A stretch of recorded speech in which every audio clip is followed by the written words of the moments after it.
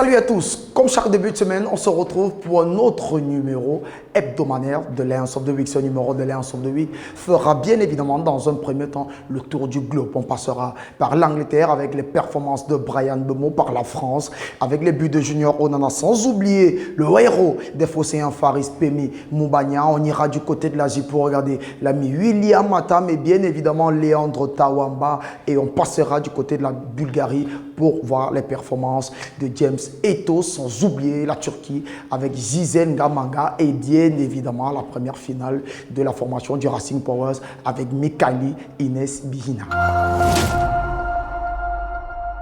On ouvre ce numéro de Lions of the Week par la rubrique performance. On fera le tour du globe pour scruter de fond en comble les performances des Lions et des Lions indomptables à travers la planète foot. Et on débute par des dames. Et du côté de la Turquie, Giselle Marie Gamanga, Ballon d'Or féminin 2023, a soigné ses statistiques avec la formation Dakar Gucci, puisqu'elle totalise désormais 17 buts dans le championnat féminin de première division du côté de la Turquie. Il faut noter qu'à l'occasion de la défaite 3 buts contre 1 des siennes, elle a inscrit donc son 17e but cette saison et est à 2 buts d'égaler son record et la saison dernière en Guinée Super League où elle avait inscrit 19 buts.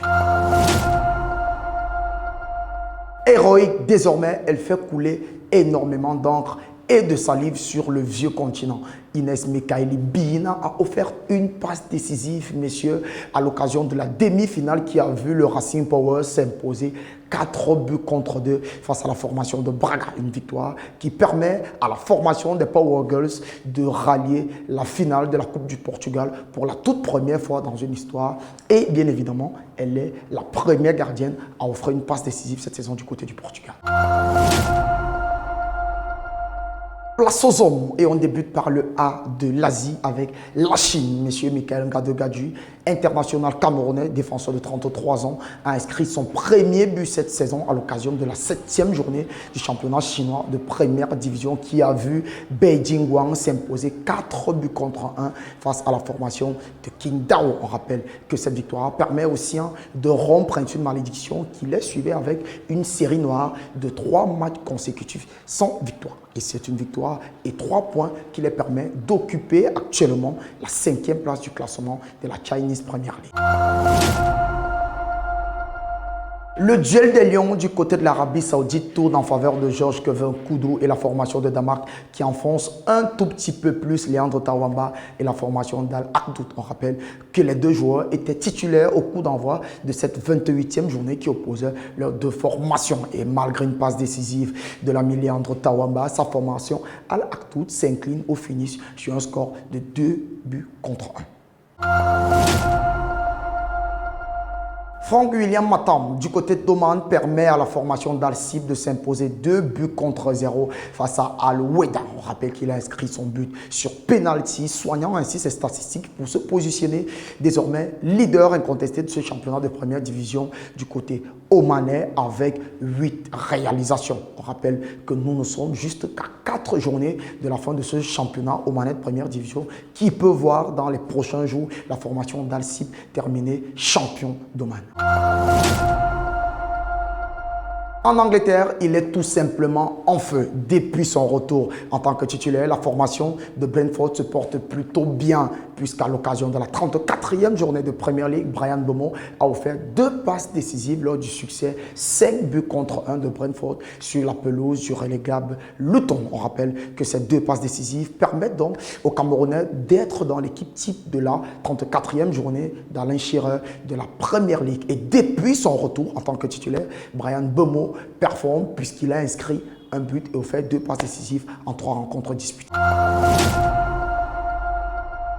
C'est une semaine en or et c'est une semaine radieuse pour les Camerounais, oui, puisque Faris Pemi Moumbagna est en état de grâce. 2 fois remplaçant et rentré à la 59e minute. Il a d'abord permis en milieu de semaine à la formation de l'Olympique de Marseille d'égaliser au score cumulé de 2 buts partout en inscrivant l'unique but de la partie face au Benfica qui leur a permis d'arracher la prolongation et de se qualifier au terme de la séance des tirs au but pour les demi-finales de l'Europa League. Et comme quoi, un but en appelle un un autre, il a récidivé ce week-end à l'occasion de la rencontre qui opposait les Phocéens à Toulouse. Rentré une fois de plus à la 59e minute, il a inscrit sur une magnifique bicyclette le but du 2 buts partout qui permet à l'Olympique de Marseille de mettre un terme à une série de 3 défaites consécutives en Ligue 1. Uber Eats. Et très tôt, et bien avant dans le match, Junior Onana qui était titularisé après pas mal de temps sur le banc de touche et un tout petit peu gêné par les blessures, a inscrit un but toujours dans cette rencontre qui a permis à son club d'empocher le point du match nul. Et comme quoi, la Ligue 1 Uber Eats a laissé ce titre pour vous. En Allemagne, pour sa 5e titularisation seulement cette saison en Bundesliga, Eric Maxim Choupo-Moting a offert sa 2e passe décisive lors du succès 5 buts contre 1 des Bavarois à Berlin sur la pelouse de l'Union. On clôture ce tour du globe par la performance de James Eto'o qui s'est offert une passe décisive à l'occasion de la 30e journée du championnat bulgare de première division qui a vu les siens de la formation de Botev Plovdiv s'imposer 4 buts contre 0 face au Sofia Lokomotiv. Une victoire qui fait du bien à sa formation puisqu'elle grimpe un tout petit peu plus au classement. Comme il est de coutume, dans chaque numéro de Lions of the Week, la rédaction vous propose un 11 types constitué des meilleures performances des Camerounais sur la planète football. Pour ce numéro, on vous a réservé et concocté un 11 type en 3-5-2 avec dans les buts André Onana, importantissime lors de la victoire de Manchester United au tir au but face à Coventry, une charnière centrale à 3 avec de l'expérience et bien évidemment de la jeunesse. Michael Ngade comme patron et bien évidemment à ses côtés, le jeune Christopher Wu et bien évidemment Basile Yankam, un milieu de terrain à 2 avec André Frank Zamboa-Guissa et bien évidemment le performant junior Émile Onana. Piston droit, on aura Moumi Ngamale et en piston gauche, Yvan Dibango de Crif-Basse. En meneur de jeu, on a le double passeur décisif Brian Bemo et la pointe de notre attaque sera animée par le duo Eric Maxime Choupo-Moting et bien évidemment Faris Pemi Moubania.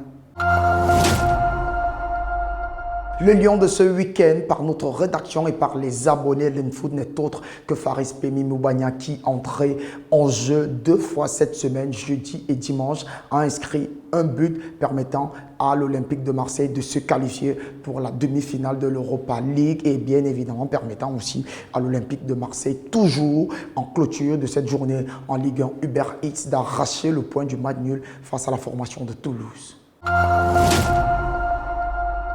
On termine par le focus. Il avait manqué aux Lions indomptables durant la dernière édition de la Coupe d'Afrique des Nations. Brian Bemo est de retour et il est en état de grâce. L'international camerounais de 24 ans s'est offert 2 passes décisives pour sa 3e titularisation depuis son retour de blessure. On rappelle que depuis son retour de blessure, la formation des Billes se porte plutôt bien.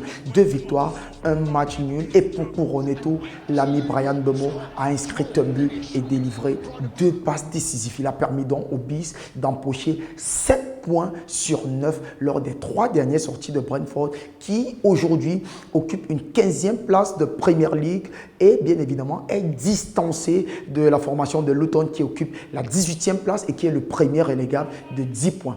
Un signe que cette formation est prête à se maintenir en Première Ligue. Mesdames, Messieurs, c'était tout pour ce numéro de Lions of the Week. On se donne rendez-vous la semaine prochaine, en début de semaine, pour faire notre bilan complet, pour vous offrir un 11 type et surtout pour faire un focus sur les hommes forts qui évoluent du côté de l'étranger en tant que Lions indomptables. À nous revoir à bientôt. Ciao.